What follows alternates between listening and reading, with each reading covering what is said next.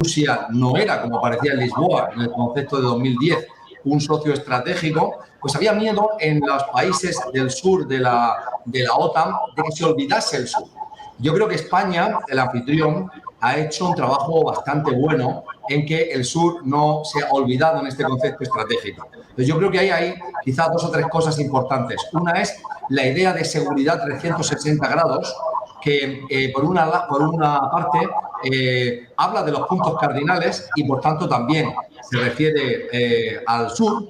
En segundo lugar, como decía Paco, me parece muy importante que en el Tratado del Atlántico Norte del año 49, que a partir del cual, un año después, nace la organización, la OTAN, pues no quedaba tan bien definido en el artículo 6 que los territorios ultramar de los países miembros fuera del espacio del Atlántico Norte, definido de manera muy rígida, estuviesen protegidos. Y en este concepto estratégico yo creo que sí que se clarifica esa idea de que territorios como Ceuta y Melilla y otras áreas de ultramar de los países miembros sí que están protegidos.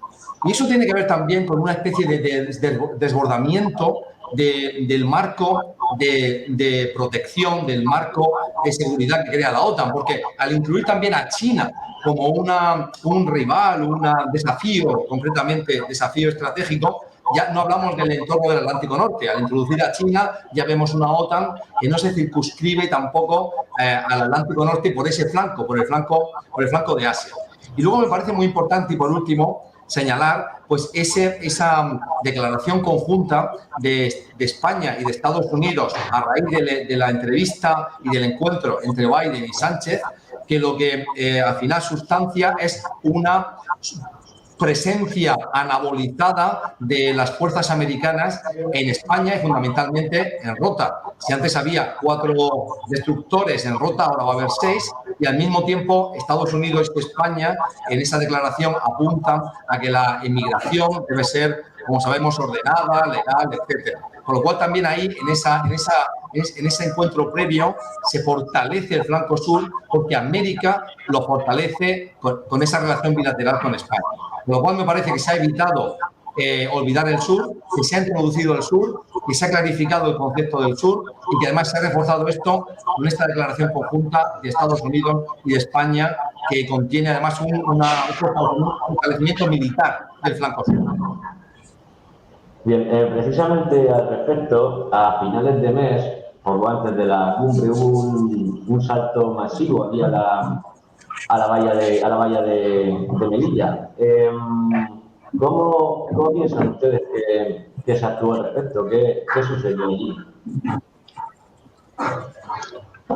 Bueno, si me permites que empiece primero, bueno, yo soy melillense de nacimiento, he vivido durante bastantes años en Melilla, en una ciudad en la que no existían ese tipo de vallas ni esas concertinas y en el que había un tránsito en las 2 direcciones de los vecinos de Melilla hacia las poblaciones cercanas de Frajana, Beniansar, Nador, al barrio chino, a hacer compras. Una bidireccional que siempre estuvo muy bien organizada y en el que nunca hubo ningún tipo de problema fronterizo. ¿Qué es lo que ha pasado o qué es lo que pasa? Porque el problema de los migrantes que hoy en día o desde hace bastantes años se apilan en el norte de Marruecos para acceder a Europa, hay que analizarlo desde varias perspectivas. La primera es el papel que jugó Europa en la época colonial en África, en la que todos los recursos naturales de un continente bastante rico pues fueron expoliados sistemáticamente por las grandes empresas y por los grandes estados, ¿no? El caso de Francia, el caso de Bélgica, el caso de Alemania. Es decir, que ya tenemos ahí un primer elemento que analizar. Posteriormente, con la descolonización de estos países de África subsahariana, en realidad de todo el África, empezaron nuevamente otro tipo de relaciones de explotación del territorio. De tal manera que la explotación de ese territorio era también acabar con recursos naturales que acababan en países de Occidente, fundamentalmente en Europa.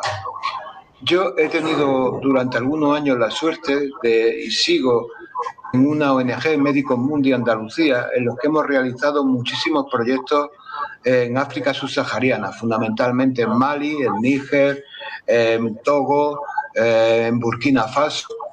Y había que remitirse a la situación de estos países estudiando el índice de desarrollo humano, en el que, por ejemplo, si España o algunos países europeos, por ejemplo, ocupan de los primeros puestos en el índice de desarrollo humano, por ejemplo, en el caso de España 0,904 o en el caso de Alemania 0,947, países como Sudán, Níger, Mauritania o Mali no llegan a veces al 0,50 de desarrollo humano. Y el desarrollo humano tiene que ver con tres características importantes. Uno es la educación, otro es la sanidad y otro es la economía. De la sanidad, digamos que la esperanza de vida en estos países es de 47 años frente a los 78 que tenemos de media en toda Europa.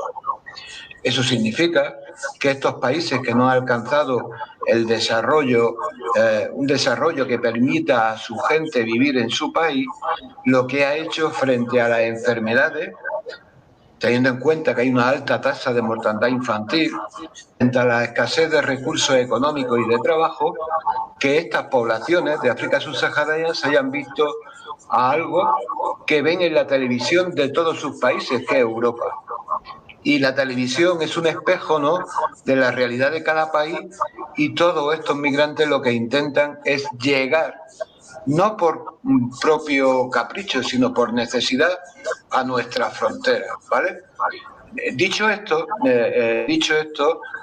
yo entiendo que, por ejemplo, no hay ninguna mafia, ¿no?, que obliguen a transitar durante miles de kilómetros, atravesando desde África subsahariana el desierto del Sáhara, para llegar a Argelia o para llegar a Marruecos en unas condiciones infrahumanas.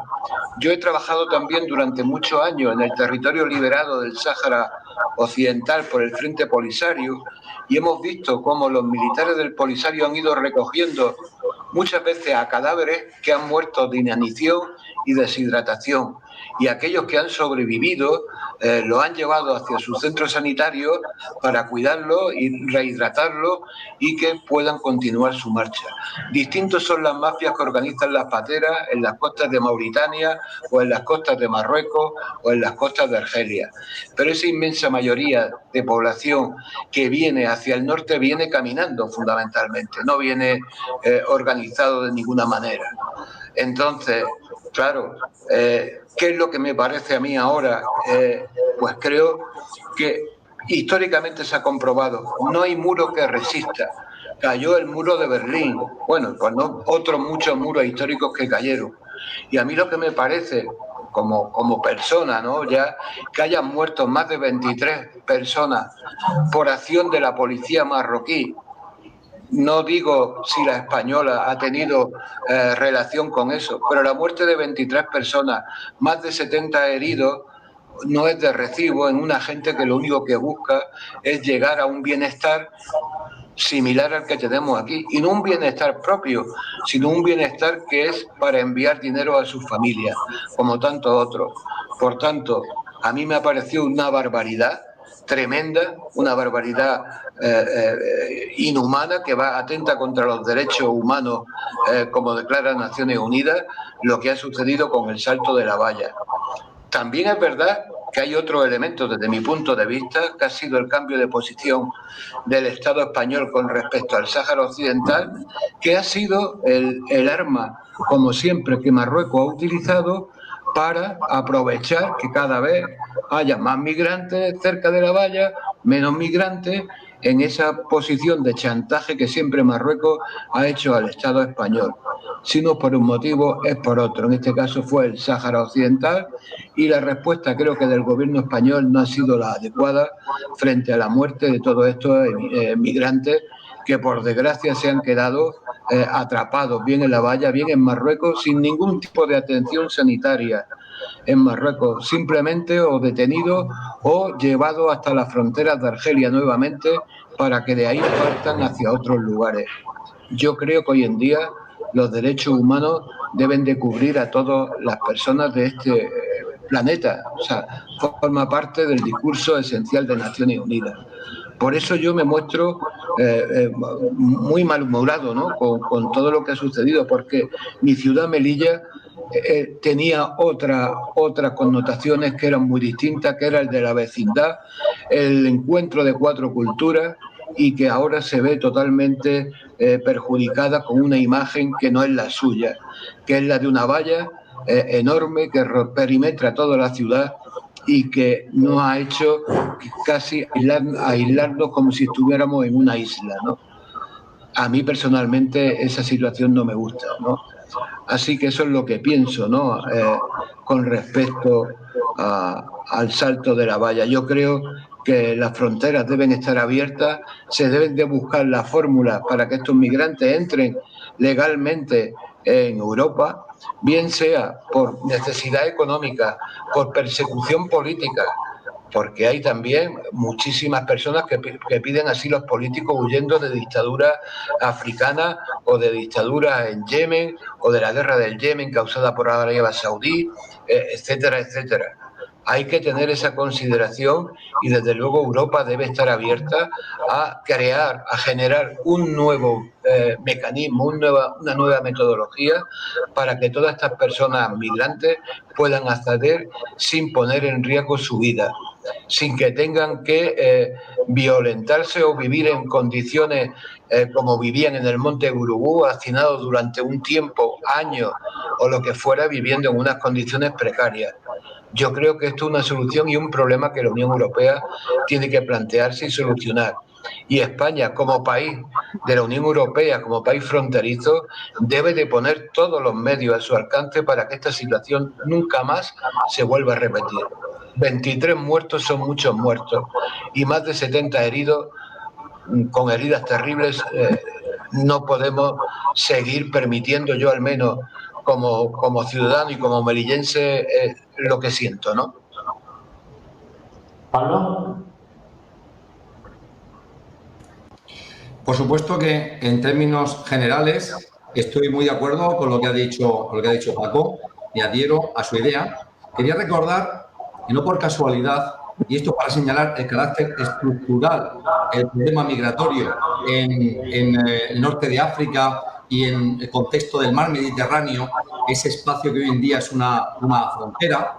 Quería recordar que al mismo tiempo que acontecía este trágico y triste suceso de la muerte o el asesinato de civiles desesperados, de personas inocentes que no iban armadas, no llevaban artillería, no llevaban armas, cuando intentaban cruzar al paraíso europeo, coincide tristemente con otro salvaje acontecimiento en la frontera entre México y Estados Unidos. Recordamos todos que coincide el mismo mes con la aparición de 50 cuerpos asfixiados dentro del remolque no refrigerado de un camión. ¿Y por qué señalo esto? Porque, como os decimos, y como es factible, se puede ver en este mapa de aquí detrás, en el mundo hay 3 grandes fronteras de desigualdad que en la parte norte funcionan como imanes de atracción humana. Tenemos la frontera,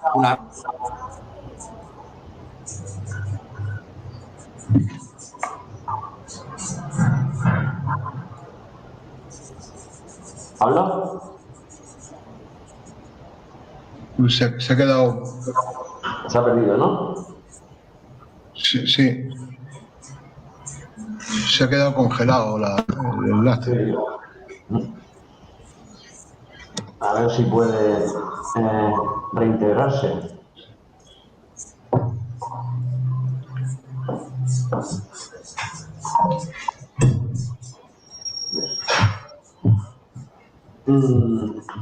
Bueno, a ver si se puede reintegrar. Por el momento, Paco, le pregunto a usted. Menciona antes la influencia que tenía el reconocimiento del Sáhara como autonomía de Marruecos por parte de Pedro Sánchez. Entonces, bueno, ¿cómo queda Melilla después de este reconocimiento?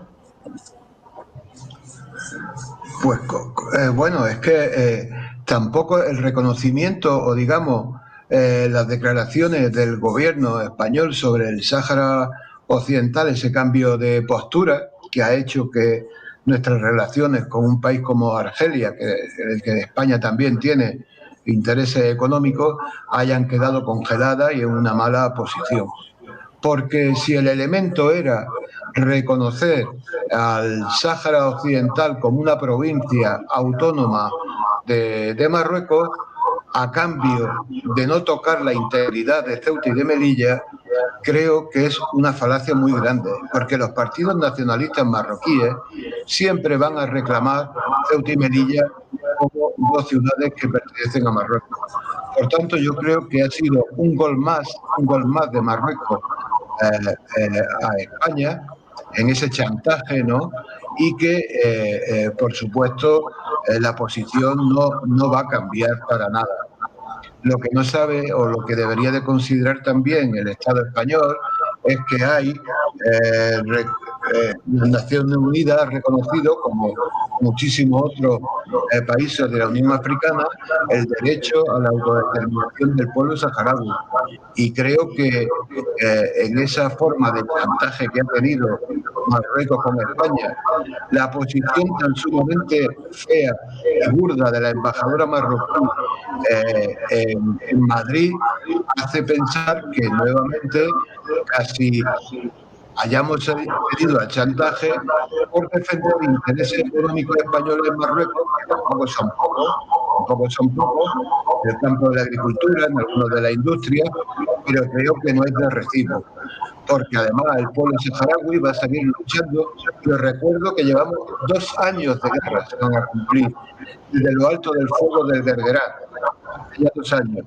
Eso no sale en las noticias ni en la prensa normalmente, pero llevamos 2 años de guerra nuevamente en el territorio del Sáhara Occidental, con pérdidas para Marruecos y con pérdidas también para el ejército saharaui, pero que esa es la realidad, ¿no? Entonces, un nuevo chantaje para nada, porque se hubiera entendido que el reconocimiento como una autonomía, como defendía Marruecos del Sáhara Occidental, iba a permitir que las fronteras ahora fueran mucho más, las fronteras entre Ceuta, Melilla y Marruecos fueran mucho más ágiles, cuando está sucediendo además todo lo contrario. Y sucediendo todo lo contrario por parte, desde mi punto de vista, de las autoridades marroquíes. Por tanto, esa es la realidad. Hacemos chantajes continuamente en política que deberíamos de considerar y deberíamos de reflexionar todos, ¿no?, ante ese tipo de posición de Marruecos. Ahora probablemente el gas argelino que iba a llegar o no llegará o llegará con unas tarifas más caras después de la crisis de Ucrania con el gasoducto ruso. En fin, habría que considerar y tener unas relaciones de política exterior, desde mi punto de vista, algo más inteligente. Bueno, parece que hemos recuperado a Pablo. Sí. Se había quedado a medias de su anterior respuesta y aparte le he preguntado a Paco cómo opina que va a influir el reconocimiento del Sáhara como autonomía de Marruecos por parte de Pedro Sánchez. ¿Cómo puede influir esto en Melilla concretamente? Vale, pues si quieres termino de responder a la primera pregunta, que es la segunda en realidad, y entro un poquito en la tercera. Estaba señalando los 2 trágicos acontecimientos, uno en la frontera de México con Estados Unidos, en San Antonio, donde se descubrió ese remolque con 50 personas asfixiadas dentro, y más o menos coincidió contemporáneamente con el asesinato de estos migrantes que intentaban ilegalmente acceder a territorio europeo, a territorio español. Y ahí de lo que se extrae de esa realidad en la frontera mexicano-norteamericana y la nuestra, es que estamos en 2 de las 3 fronteras con mayor desigualdad del mundo. La tercera sería la frontera entre Corea del Norte y Corea del Sur. Y adentrándonos en el Mediterráneo, en nuestra frontera mediterránea, la de Europa con África, es una frontera que a lo largo del tiempo ha ido evolucionando. Unas veces ha sido un ombligo, cuando el Imperio Romano obviamente ocupaba las dos costas, la del sur y la del norte del Mediterráneo. Otras veces ha sido un cruce de caminos abierto entre el norte y el sur, y ahora obviamente adopta la posición de una frontera. Como decía Paco muy bien, el índice de desarrollo humano es un vector muy interesante e importante para entender por qué la gente se juega a la vida, por qué mujeres embarazadas intentan cruzar y hacen un despiadado y difícil, hostil camino desde, digamos, Sierra Leona o Liberia o Mali para alcanzar territorio europeo, se juegan la vida y tantos la pierden en el proceso.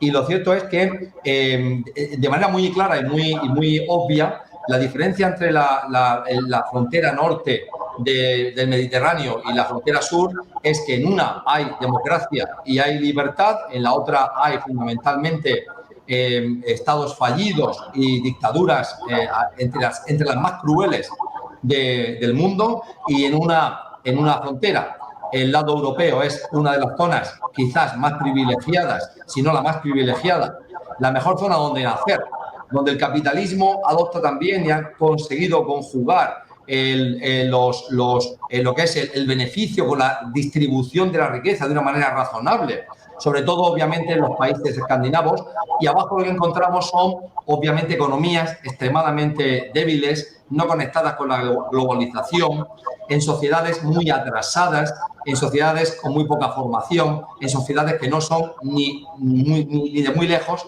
sociedades del conocimiento. Entonces, ¿qué es lo que ve el norte del sur? ¿Qué es lo que ve Europa de ese sur que está hundido en la miseria y en la guerra? Pues ve que el sur está en primer lugar afectado por el cambio climático de una manera muy importante, que está afectado por las pandemias. Me quiero referir al ébola, que siempre se concibió como una pandemia que podía entrar a Europa desde África. Es un mundo sujeto a una explosión demográfica prácticamente en muchos puntos incontrolables. Desde el sur nos llega violencia yihadista, nos llega una violencia que para nosotros es psicopática y es irracional. Vemos violencia interna, es decir, violencia clánica, es decir, violencia en forma de guerras civiles terribles en muchos de los países del sur. Y luego al mismo tiempo hay crisis de alimentación, crisis de alimentos, hay hambrunas periódicas, también fruto en parte del cambio climático. ¿Y esto a qué lleva? Pues como decía Paco, lleva a que hoy en día que todo el mundo tiene acceso mediante el teléfono móvil a las imágenes de desarrollo, riqueza, bienestar de Europa. Y aunque eso no puede, tener un teléfono móvil no ha sido siempre imprescindible para entender que una persona debe ponerse en marcha para intentar llegar a la tierra prometida, lo cierto es que ha incentivado la percepción de que se puede vivir mejor en otros sitios siempre que uno se juegue el tipo. Entonces, esa diferencia de desarrollo estructural, esos males y esas penurias, esas hambrunas, esas deficiencias políticas que hay en el sur, lo que hace es que miles y millones de personas inicien unas migraciones desesperadas. Y en ese proceso de llegar al paraíso se tropiezan, obviamente, como señalaba Paco, se tropiezan con, en primer término, mafias que los explotan laboralmente, sexualmente, de todas las maneras posibles, los expolian, les roban, abusan de ellos, y luego entre esas mafias se produce de tanto en tanto, y muy a menudo, una hibridación con los servicios de seguridad de los países por los que intentan transitar para llegar al paraíso, es decir, al norte. Es decir, que uno puede entender que existe una connivencia entre las fuerzas de seguridad de Libia, que obviamente son muy corruptas, y las mafias que trafican con los seres humanos. Entonces uno ve que existe toda esa cimentada costra putrefacta de abuso, de extorsión, de expolio del pobre migrante que sueña con llegar al norte. Y luego, cuando ya accede o pretende acceder, llega a la valla, llega al cayuco, intenta llegar a Europa, ya se encuentra también con que las políticas de migración europeas se están volviendo extremadamente conservadoras y en parte se están deshumanizando. Porque entonces lo que vemos es, en el caso europeo, la presión migratoria desde 2010 y ya agudizada por la famosa primavera árabe, de la que Carlos Echevarría es un gran experto, y luego las guerras civiles intestinas que se produjeron resultado de la primavera árabe en Libia, en Egipto no fue una guerra civil, pero fue una vuelta cruenta a la dictadura y obviamente en Siria, eso ha llevado a un endurecimiento muy fuerte de las políticas migratorias europeas. De forma que, aunque nos gusta hablar mal de Donald Trump, de su supremacismo, de su nativismo, las políticas europeas migratorias no difieren prácticamente en nada de las de Donald Trump. No tienen nada que envidiarle ni nada que copiarle. Son francamente muy parecidas. Europa ha fortalecido de dos maneras su defensa contra la migración. Yo diría de tres. En primer lugar, hemos supervitaminado el servicio de fronteras europeo Frontex. Está muy bien. Por primera vez tenemos una policía europea de fronteras, Frontex. Pero no ha crecido y su presupuesto se ha multiplicado por azar. Ha sucedido porque los países europeos no quieren que entren migrantes. En segundo lugar, hemos pagado a gendarmes. Hemos pagado por ejemplo, Turquía, le hemos pagado 3.000 millones de dólares al año para que embalse, frene y controle, como sea, la migración desordenada que llegaba de Siria hasta Europa. Lo mismo hemos hecho con Marruecos. Y con Marruecos, al fin y al cabo, lo que hemos hecho es subrogarle nuestra seguridad. Y luego hay una evolución preocupante en cuanto al abuso de los derechos humanos, que es algunos países como Dinamarca o como Inglaterra, como sabemos, lo que han hecho es han cerrado su frontera de manera radical y le han dicho a los migrantes y solicitantes de asilo que se vayan a un tercer país en un lugar muy complejo, en el caso del Reino Unido, de Ruanda, para que allí entonces tramiten su solicitud de asilo y se estudie allí si verdaderamente pueden ser susceptibles de recibir asilo o no para ir al país. Eso ha suscitado enormes críticas en relación a esa política en Dinamarca, y idéntica es la de Reino Unido. Y evidentemente eso es conculcar y dificultar que las personas con verdadero derecho de asilo puedan acceder al territorio, a nuestro territorio aquí. ¿Y por qué se hace todo esto? Y es el último punto de reflexión. Se hace porque los gobiernos demócratas y democráticos de partidos pluralistas y democráticos en Europa están muy preocupados por el auge de los populismos racistas y xenófobos. Y como los partidos de ese corte racista y xenófobo han crecido de manera tan importante en Europa, los partidos liberales dicen, oye, o frenamos y controlamos la frontera como sea, o dentro de poco va a haber una subversión del sistema democrático europeo por el auge y la llegada al poder y a los gobiernos de este tipo de partidos políticos muy radicales o bastante radicales. Y eso ha llevado, por tanto, a ese endurecimiento. Y eso explica que un demócrata, digamos, como el señor Marlaska, tenga una posición tan dura y verbalmente tan, diríamos, parecida en su comunicación, en sus expresiones, a lo que pueda decir el representante de algún partido político muy antimigración en España.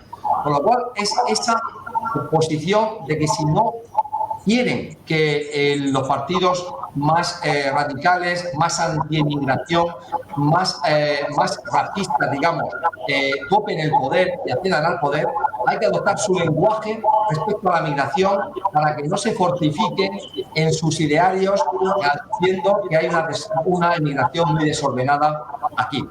Y una vez dicho todo esto, y cuando veo que mi amigo Carlos ha entrado, creo que Carlos sí que es una persona muy adecuada para responder a la pregunta que yo no voy a responder, que es la de Argelia y la de qué significa el cambio de posición de España respecto a su política tradicional respecto al asunto del Sáhara Occidental. Yo creo que Carlos lo va a responder mejor que yo y así le doy también pie ahí. Carlos, hola. Muy buenos días a todos y mis disculpas por entrar tarde a reunión tan estimulante. Os saludo a todos y bueno, Pablo ya me ha lanzado una pregunta. No sé si debo contestar a esta ya o hay alguna otra que se ha quedado en el tintero. Lo que consideréis. Bueno, Carlos, estamos hablando, muy buenos días. Estamos hablando del cambio de postura de Pedro Sánchez sobre el Sáhara. ¿Cómo influye eso en Melilla? Anteriormente habíamos preguntado por el nuevo concepto estratégico aprobado en la Cumbre de Madrid. y el salto que se produjo poquito antes, el salto multitudinario se produjo aquí en Melilla. Entonces, sobre todo eso... Muy bien, una respuesta en bloque y rápida. Si empezamos por el concepto estratégico, en esto, como en todo, hay siempre quien lo ve de una forma pragmática y quien lo ve de una forma, pues, digamos que por exigente, no muy optimista, no se ve con mucha satisfacción. Pero nadie debía de hacerse ilusiones en relación con un cambio en el tratado, con una modificación en el tratado, para que específicamente pues, Ceuta, Melilla y los demás territorios españoles estuvieran cubiertos formalmente por la garantía de la Alianza Atlántica. Pero aquí, sin ser ni muy pesimista ni muy pragmático o posibilista, yo creo que estamos donde estábamos en el sentido de que lo primero que tenemos que marcar con claridad y con rigor es como Estado, es decir, como Estado, como Reino de España, que es uno de los aliados de la Alianza Atlántica, mostrar con claridad la voluntad de defender su territorio. Y cuando hablamos de su territorio de soberanía, pues incluye evidentemente a las dos ciudades autónomas y a los dos peñones y a las Islas Chaparinas. Esta es una asignatura pendiente, lo decimos en el último informe del Observatorio de Melilla, porque las en otro tiempo llamadas plazas menores prácticamente no existen en el derecho español y por tanto tampoco están en instancias internacionales y porque las ciudades pues no han tenido o no han recibido la atención que merecen. Bueno, nunca es tarde para hacer las cosas y para hacerlas bien. Y en este sentido, y terminando esa respuesta en relación con el concepto estratégico, yo creo que cuando el concepto estratégico se refiere al territorio nacional de los Estados miembros, pues cada uno tiene que entender lo que tiene que entender y España tiene que entenderlo de per se y tiene que hacer entender a sus aliados que esos rincones de España en suelo africano son territorio nacional. Y también no olvidemos que esos territorios son territorio comunitario. Y ahí me estoy refiriendo a los 5, porque en el informe desarrollamos, por ejemplo, un punto muy bonito que tiene que ver con las Islas Chaparinas y con el derecho comunitario y la protección medioambiental en términos de la Unión Europea. Bien, en lo que respecta al Sáhara y a la posición y a las consecuencias para las relaciones con Argelia, bueno, ese cambio evidentemente es más que rechazable, es decir, ha sido un error garrafal. Por la forma y por el fondo. Y lo ideal sería que cuanto antes, en un horizonte no muy lejano, eso se revierta y volvamos a donde tenemos que estar. ¿Por qué? Bueno, pues porque debemos de ser respetuosos con el derecho internacional, como hemos venido siendo, y porque además somos potencia administradora de ese territorio, por lo cual es aún más grave el paso que se ha dado. ¿Qué ha tenido consecuencias en las relaciones con Argelia? Por supuesto, era previsible. Y probablemente estemos al principio, en lo que son las medidas de retorsión que Argelia ha tomado y que pueden seguir tomando. Por tanto, no estamos para echar campanas al vuelo en ninguna de las dimensiones que tienen que ver con nuestra frontera sur, pero tenemos mucho trabajo por delante y que tenemos que tratar de diseminar un mensaje y de transmitir un mensaje que lleve a la opinión pública a movilizarse en relación con las dos cosas, la defensa de nuestro territorio nacional frente a las ambiciones marroquíes. Marruecos es la mal llamada nueva política que en relación con España nada ha cambiado y era descabellado que alguien creyera que iba a cambiar, ya que renunciará a esa reivindicación de territorios que no son suyos. Y no hemos ganado nada en relación con Marruecos, el salto de Melilla lo atestigua, y hemos perdido mucho en relación con Argelia. Y perdón por la extensión, pero eso de llegar tarde pues, lleva a uno a abusar del tiempo. Gracias. Bien, yo quería saber si sería posible o se debería, por parte de la OTAN, actuar en la frontera de Melilla. O sea, si hay una posibilidad, ya con el nuevo concepto estratégico, volviendo a ello. ¿Quién quiere hablar? Venga, Pablo.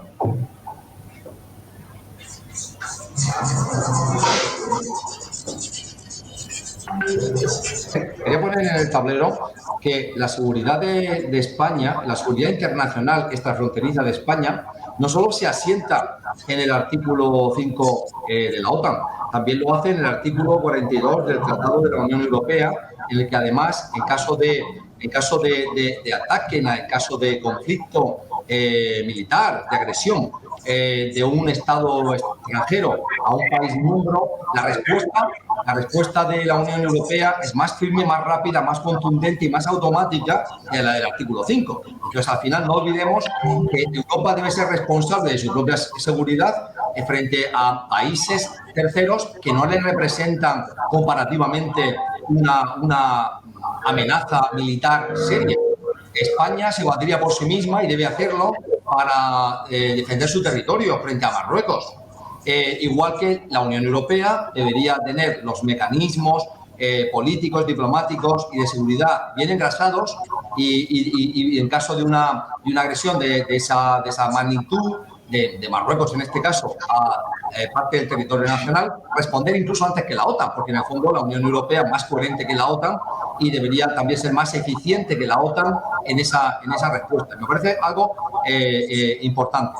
Respecto a lo que Carlos ha señalado en relación al cambio de postura, el cambio de postura es evidente, pero también es cierto que el cambio de postura se ha producido de una manera, yo diría, muy nebulosa. Una carta no firmada que manda un presidente del gobierno al rey de Marruecos y que se publica de manera extraoficial en un periódico, se filtra a un periódico. Yo digo esto porque, aunque sea manifiesto que ha habido un cambio de postura de un gobierno y de un presidente del gobierno español, eso no ha quedado trasladado a un acuerdo firmado, a un cambio de posición en la ONU, nada parecido. Yo digo esto porque yo me pregunto, ante un potencial cambio de gobierno de España en las próximas elecciones, el margen de maniobra que tendría, en este caso, presumiblemente Feijóo, para devolver la posición española al cauce en el que estaba antes de este cambio de postura semisecreto, extraño del presidente del gobierno, Sánchez, actualmente.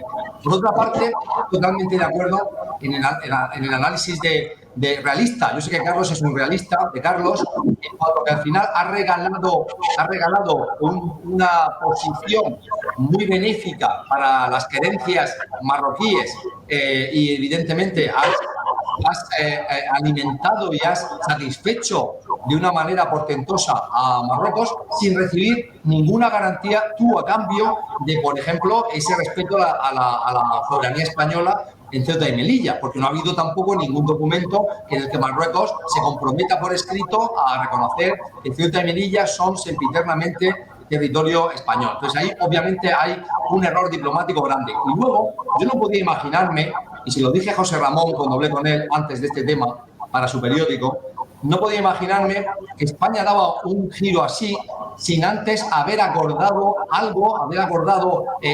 mejoras en otros campos con Argelia. Yo siempre pensé que el giro español estaba relacionado con la guerra de Rusia, que estaba relacionado con que Argelia, Marruecos y España iban a ser los nuevos suministradores, cada uno en su rol, de energía a Europa. Ante esa venturanza económica, España había acordado con Argelia y con Marruecos este cambio de postura de alguna manera tripartita.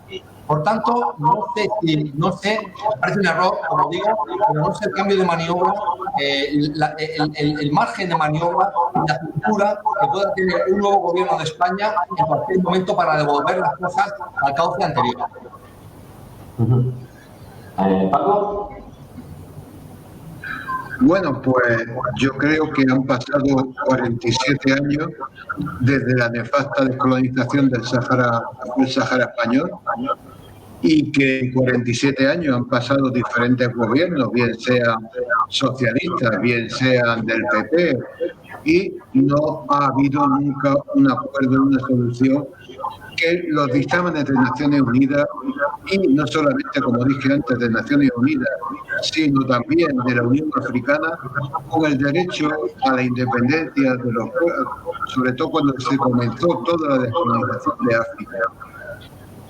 La postura de Argelia, que ha sido el país acogedor durante todos estos años en los campos de Tinduf, de los miles de refugiados saharauis, en los que la sociedad civil española sí ha tenido una conciencia grande, cuantísimas asociaciones que visitan los campamentos, que envían alimentos, que envían logística, envían vehículos, que vienen en los programas de vacaciones en paz de los niños, siendo la sociedad civil española tan sumamente acogedora y protectora de nuestros antiguos ciudadanos, porque también muchos de ellos, los que tienen cierta edad, así casi como yo, todavía conservan su pasaporte español o su DNI, y resulta que ningún gobierno de este país, a pesar de, como yo digo, de las famosas lágrimas de cocodrilo de Felipe González cuando fue a los campamentos, ¿no?,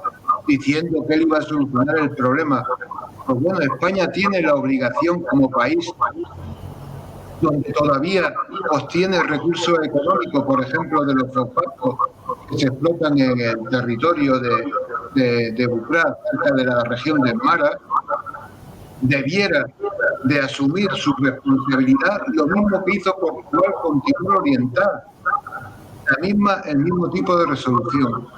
Pero es tan grande, digamos, ese lobby marroquí, y yo me diría también ese lobby israelí tan grande, que es el país que más protege junto a Estados Unidos a Marruecos, que hace que la Unión Europea flaquee y haga agua por todos sitios.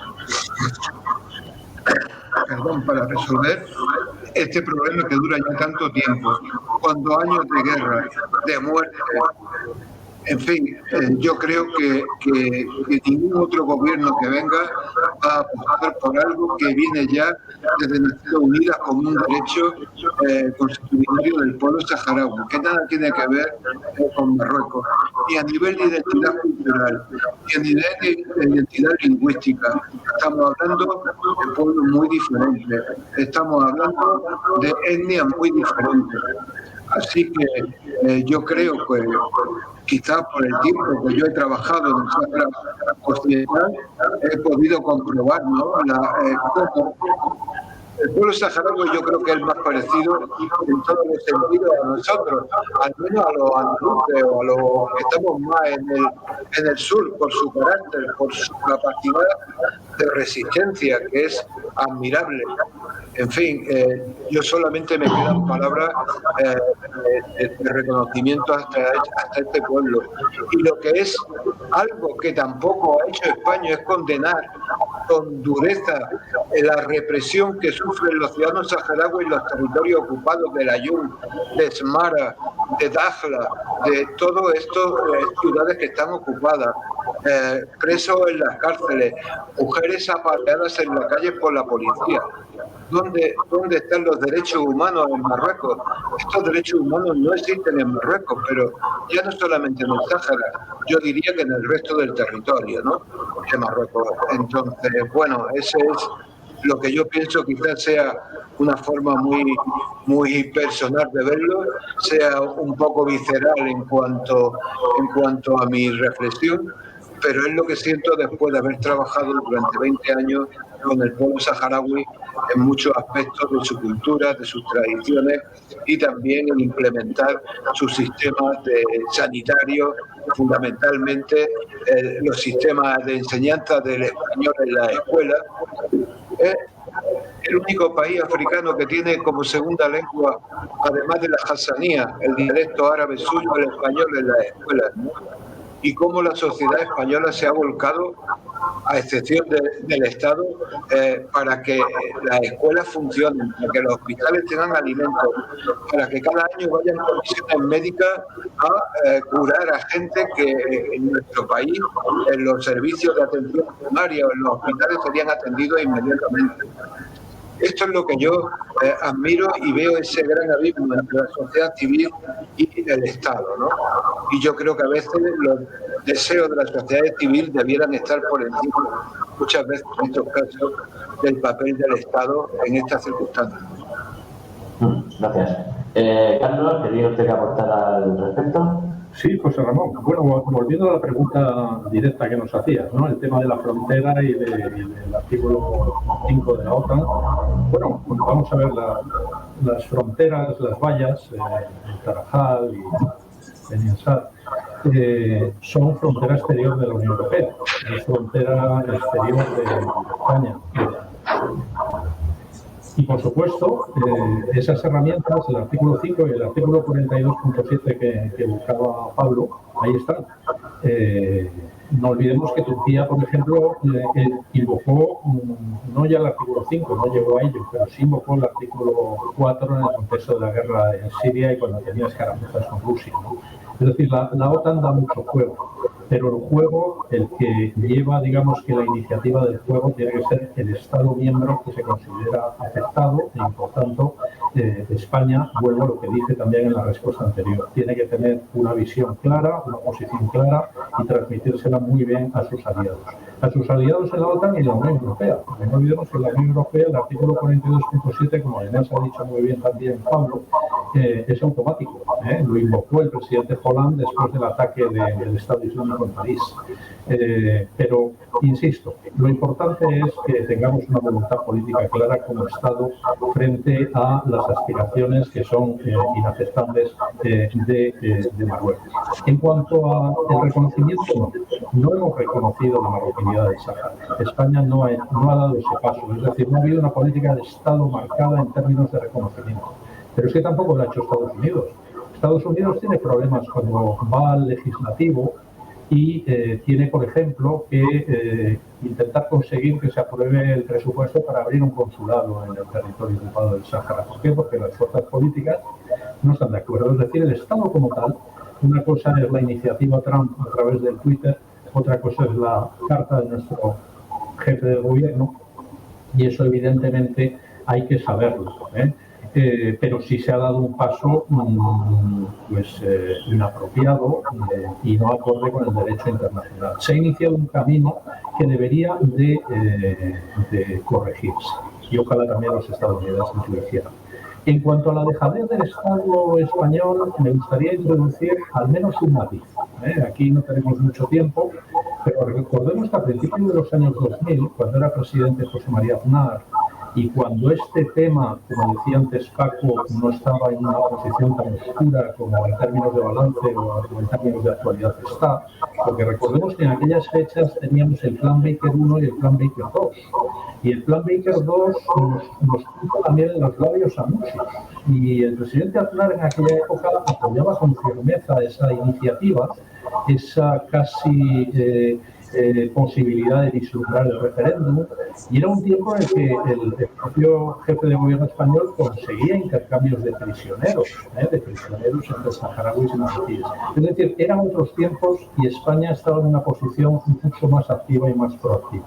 Ahora bien, en términos de balance, y también volviendo a lo que han dicho los dos compañeros en distintos momentos, es verdad que el Sáhara Occidental no es Timor Oriental, lamentablemente, y lo digo así. ¿Por qué? Pues porque Timor Oriental se encontró con un actor de peso que mostró una voluntad política firme para tratar de que aquello se resolviera y se acabó resolviendo. Estoy hablando de Australia. El Sáhara Occidental no tiene valedor de ese peso. ¿Y por qué? Eso es lo bueno que nos tenemos que preguntar en términos geopolíticos. Pues porque lamentablemente, y en eso Marruecos tiene mucho que ganar y ha ganado mucho, no hay grandes valedores para un movimiento de liberación que es el Polisario y para defender un escenario de independencia de ese territorio como la última colonia, digamos que descolonizada del continente africano. Marruecos tiene muy buena prensa en el mundo occidental, arrastra a Estados Unidos, arrastra a Francia, Reino Unido, parece que nos está arrastrando a nosotros, y no hay un compromiso de actores de peso para decir, oye, aquí hay una cuestión jurídica no resuelta y tenemos que aplicar el derecho internacional. Eso es lo triste, y eso incluye lobbies marroquíes, israelíes, estadounidenses, todo lo que queramos. porque cada país juega sus cartas. También los argelinos tienen su lobby y deberían de tener un lobby más potente, ¿no?, para defender lo que ellos defienden. Es decir, es complicado, es un conflicto durante mucho tiempo visto como un conflicto marginal, pero lo que debemos de decir los españoles, no solo por digamos que porque seguimos siendo la potencia administradora, también insisto en ello, y por tanto hay una responsabilidad de España, sino porque para nosotros en ningún momento podemos aceptar que otros crean que ese es un conflicto marginal. Es un conflicto que puede llevar a la escalada, no solo entre el Polisario y Marruecos, sino entre Argelia y Marruecos. Y eso convertiría el Magreb en un escenario aún más preocupante de lo que ya es a día de hoy y que no es. Muchas gracias. Bien, ya vamos terminando. Voy a hacerle la última pregunta. Si quiere, Pablo, que creo que tiene una clase en breve, puede contestar el primero. Sobre la Unión Europea, que ha salido por aquí en algún momento. Entonces, hay un debate en ambas ciudades autónomas sobre si es conveniente mayor o menor integración en la Unión Europea, Unión Aduanera, Schengen, región ultraperiférica. ¿Ustedes cómo ven esta situación? Pablo, adelante. Bueno, el Estado español evidentemente es un Estado de los llamados proeuropeístas, en el sentido de que para España, como fue su lema cuando mantuvo la presidencia hace algunos años, más Europa es siempre mayor garantía de seguridad, de prosperidad y de democracia. Y en esa dinámica la política exterior española, no importa qué gobierno la ha ejercido, siempre ha contribuido a que Europa no solo se amplíe, porque España siempre ha sido propenso también a aceptar las ampliaciones, y de hecho hoy es un valedor de Turquía, es uno de los valedores de Turquía para que ingrese en la Unión Europea, también ha sido un defensor de una mayor integración. Y en ese sentido España ha sido un vocal mayor en esta puesta en marcha de un cuerpo policial de fronteras, como es el caso de Frontex, que curiosamente tiene su sede en Varsovia, Polonia, y que ha visto sus miembros, los efectivos, así como el presupuesto, multiplicado exponencialmente para vigilar mejor y defender mejor las fronteras exteriores de la Unión. Después de crisis como la que vivió Italia, donde aproximadamente cada semana nacía una ciudad de 150.000 habitantes en su territorio, fruto de la migración masiva de Siria a través de Libia y hacia Italia, creo que Europa entendió que había que comunitarizar verdaderamente y crear de verdad una política migratoria. Había que crear una política de cuotas migratorias y había que pedirle a cada Estado que se corresponsabilizase de los problemas migratorios que tal vez afectaban a otros, como fue posteriormente el juego de la presión migratoria a la que Bielorrusia sometió a Polonia por el otro flanco, y ahora obviamente se ha manifestado en la migración de millones y millones de ucranianos a territorio europeo. Y ahí ahora hemos visto una respuesta colectiva que no se dio antes, pero que creo que va a ser lo común a partir de ahora, que los Estados miembros de la Unión se solidaricen mucho más, que cuaje una política de inmigración común y que esta fuerza, esta policía de fronteras europea se consolide, sea más eficaz y de esa manera, en el caso de España, garantice mucho mejor, Europa garantice mucho mejor, con el apoyo robusto del Estado español, la defensa de sus fronteras, en concreto en esas fronteras tan delicadas de Ceuta y de Melilla. Y respecto al asunto comercial, ¿eso cómo hacemos? ¿Más Marruecos o más Europa? ¿Te preguntas a mí? Sí. Hombre, yo entiendo tres cosas. Una, es verdad que Marruecos España es el mayor inversor, de capital exterior directo de ese país, más que Francia. Es verdad que el norte de Marruecos es francamente simpático a la cultura española, que la élite marroquí envía a sus hijos a formarse en las universidades españolas, que hablan español con muchísima fluidez y en muchas ciudades del norte son francamente bilingües, que el Marruecos es fundamental para luchar contra el auge del yihadismo militante salafista, es decir, Estado Islámico o Al-Qaeda, es una pieza fundamental, y que Marruecos es el alumno árabe más destacado y más favorecido por la Unión Europea. Y que en ese sentido sería fundamental, y yo lo creo, que Ceuta y Melilla maximizasen su posición intermedia entre la península ibérica, entre Europa continental, su posición en el norte de África y su conexión con un Marruecos que está creciendo, una economía que ha sido pujante en los últimos años, y que a su vez esa economía quiere ser la pieza intermedia, la bisagra entre norte y sur, es decir, quiere ser la pieza intermedia de proyección de empresas y de proyección de riqueza, de crecimiento y de inversión de Europa hacia los territorios más al sur, hacia el África Negra, el Sahel, etc.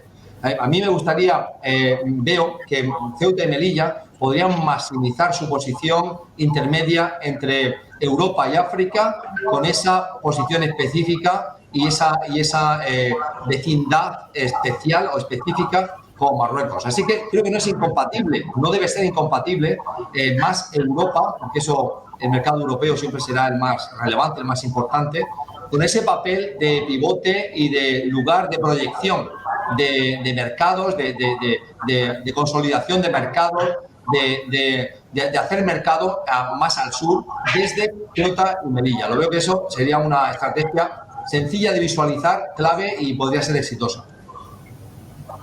Muy bien, pues nada, muchas gracias, Pablo. ¿Paco?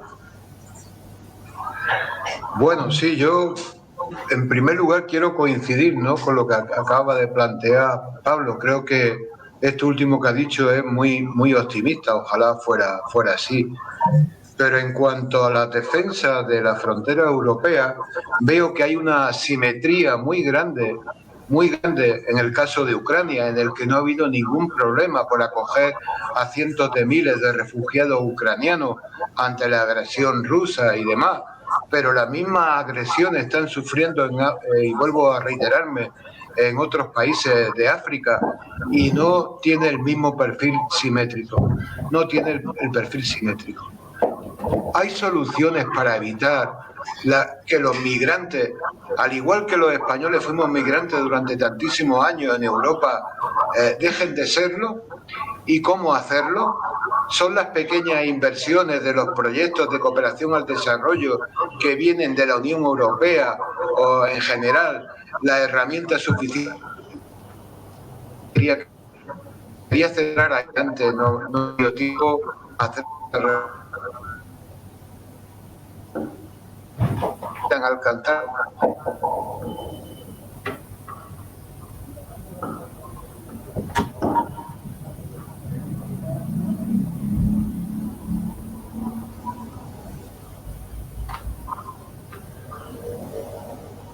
Paco, has desactivado el micrófono, ¿eh?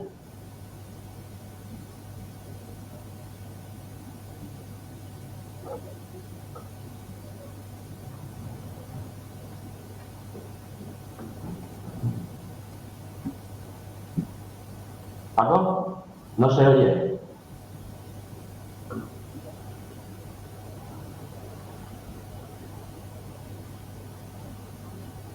Ahora sí. No oye nada. Sí, no, sí, debe ser el que llevamos colgado por aquí. Sino que quería decir que la pregunta es si hay solución, ¿no?, al problema migratorio en el caso de África, o en el yo pienso que sí, que los pequeños proyectos al desarrollo que normalmente, realmente la Unión Europea ha llevado a cabo, ¿no?, en estos países no son suficientes. Son proyectos muy pequeños, a corto o medio plazo, y yo pienso que nadie le gusta salir de su casa, dejar a sus familiares. Si Europa reinvirtiera con la misma energía que lo hace, por ejemplo, en Marruecos o en Argelia, en otros países, en estos otros de África subsahariana, que la única ayuda que tienen es ayuda militar, como en Mali, para combatir el yihadismo que ocupa el sur de Argelia, norte de Mali, sur de Libia, Y yo creo que la economía europea debiera de volcarse muy de pleno también en estos países de África subsahariana e incluso también del África del Este, ¿no? El caso pues de Somalia, de Yemen, etcétera, etcétera. Esa es la forma de evitar, ¿no?, los miles de migrantes al cabo de un año, ¿no? Y bueno, también creo que a lo mejor es una posición demasiado optimista, pero si no solucionamos un problema de raíz, si no extirpamos, ¿no?, no extirpamos el cáncer que hay y lo que ponemos son tiritas, pues jamás el problema, o mejor dicho, el problema seguirá siendo exactamente igual. Por mucho que paguemos a Marruecos para que actúen como gendarmes en la defensa de la frontera o a cualquier otro país.